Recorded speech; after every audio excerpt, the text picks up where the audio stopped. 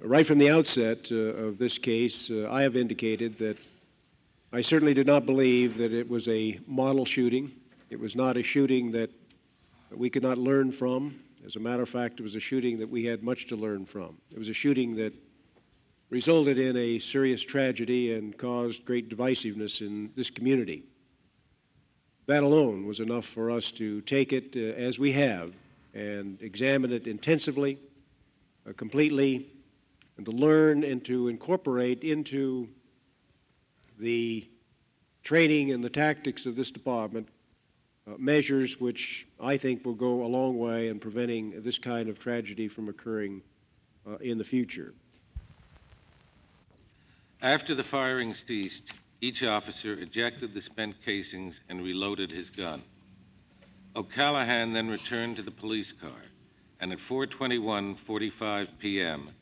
placed an officer needs help call and a request for a rescue. Mrs. Love was pronounced dead.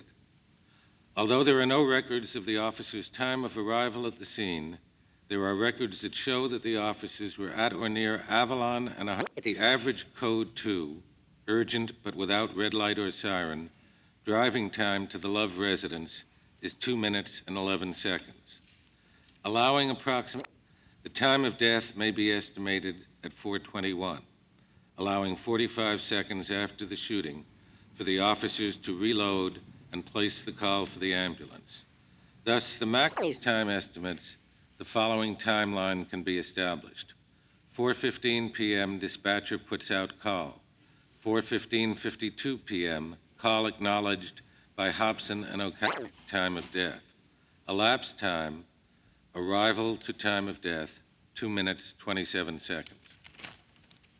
The majority report of the Shooting Review Board relied upon the following in reaching facts which are discussed more fully later in this report should be noted with respect to the conclusions contained in the majority report of the shooting. There are no substantial objective facts to support the conclusion that the officer's intent at the time they left the car was to arrest Mrs. Love for an assault with a deadly weapon.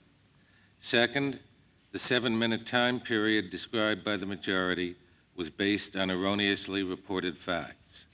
Third, there are no facts which support a reasonable basis for the officer's fear for the safety of the children, nor is there any substantial evidence that the officers advanced while Mrs. Love retreated because of fear for the children's safety. Finally, as discussed above, rapid-fire discharge of 12 shots, as discussed below, rapid-fire discharge of 12 shots was improper in the circumstances and in conflict with departmental policy. One additional factor was raised by the minority report of the Shooting Review Board. This factor involved some uncertainty as to the position of Mrs. Love when the shots were fired. Contrary to the opinion of Dr. Jennifer Rice, the pathologist who conducted the autopsy of Mrs. Love under the auspices of the County Coroner's Office, the report of Dr. Richard Myers, a highly respected, independent forensic pathologist consulted by the department, concludes that at least one of the gunshot wounds was inflicted when Mrs. Love was on the ground. Although stating that it is not possible to determine, let me read the note to the last sentence. The shot in question was labeled in the coroner's report as gunshot wound number 6. The bullet recovered near the exit wound was completely flattened on one side, indicating contact with a hard surface at the exit point. Although no concrete markings were discovered on the bullet, the only surface at the scene which could have caused this result was the sidewalk where Mrs. Love fell during the shooting. Commission analysis. A, justifications for shooting in majority report of the Shooting Review Board. Number 1, in support of the actions of the officers, was their intent to arrest Mrs. Love for assault with a deadly weapon. However, there is no substantial evidence in the record to support this intent.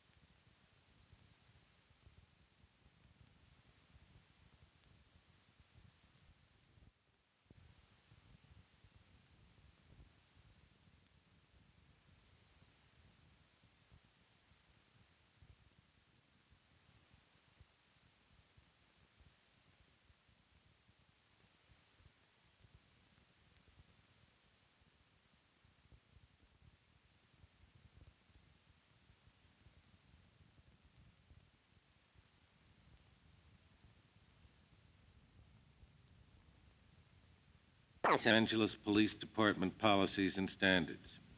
The question of whether these officers should now be ordered by the Chief of Police to stand trial before a Board of Rights, which has the sole authority under our city charter to impose significant punishment, is a separate matter which has troubled the Commission greatly. Prior to the Commission's study of the Love shooting, the Department conducted an investigation under the then existing rules and procedures. A Department Shooting Review Board reviewed the matter, and the majority, again under the existing rules and procedures, found no violation of Department policies.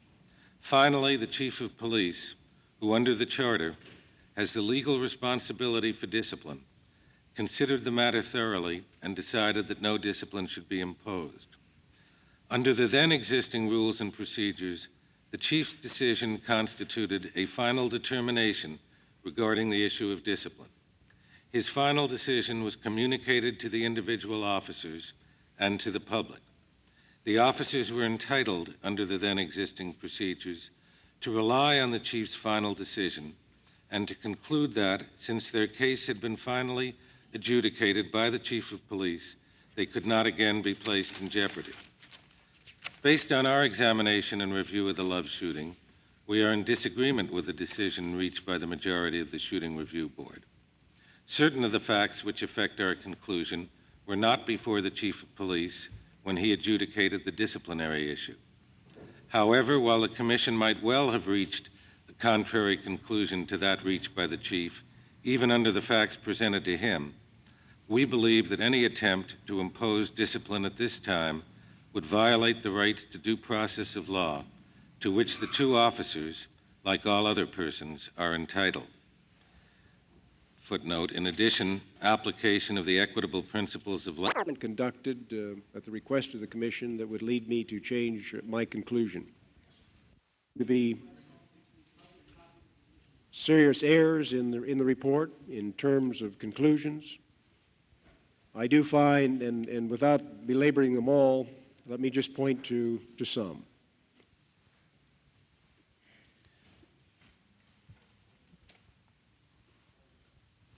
First of all,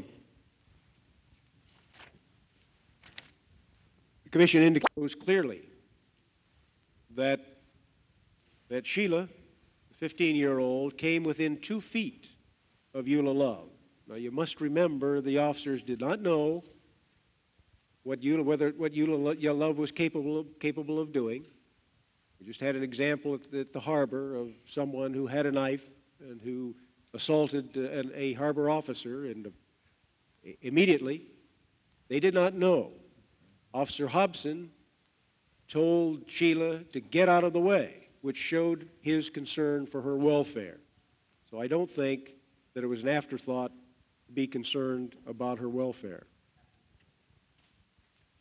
But the thing I think bothers me most about the conclusions, and you'll find it as you get the report on page 24, is the conclusion that, I quote, if at the time the officers were justified in using deadly force in self-defense. And it goes on to say, and the facts before the Commission do not enable us to make a final determination as to that question. I think the District Attorney's report, I think the Police Department's report gives the Commission ample opportunity to make that decision. I think there's clear that the officers reacted in self-defense. The knife was thrown at them. Even though there was rapid fire, the act was completed and the knife went 68 feet, and there is nothing to refute that. Absolutely nothing. A knife traveling that distance has the force to cause serious bodily injury to the officers. They reacted in self-defense, and I think this conclusion is erroneous. But it goes on to say it was in substantial part because they had placed themselves prematurely, escalated the confrontation and placed themselves in a situation where the use of deadly force became necessary. I can see the situation developing where in a Monday morning quarterback situation, we say that the officers placed themselves in that situation unnecessarily because of their their poor tactics. Does that mean facing a self-defense situation that they cannot defend themselves? And I think that's what this conclusion calls for, that they will be criticized for defending themselves. And I think that's harmful, extremely harmful, to the officers of this department. And this did on this occasion. She assaulted the gas company employee earlier, and she attempted to assault the police officers on this occasion. And nothing has been said about her responsibility in this whole affair. And I think that's unfortunate. The last thing, I should have said that was the last thing. I will end with that. I think I will carry them out in a lawful and effective manner. He is clearly a sincere, committed person who attempts to perform those functions properly and does so even when he and the Commission have disagreements, as we do from time to time. He has said to us that reasonable men can differ on some of these issues, including some of the issues we have been discussing today. But as I say, the most important thing is what the Chief said at the outset, that he accepts the Commission's findings as the final action of the Department and as the policy and interpretation of our policy, which the Department will implement.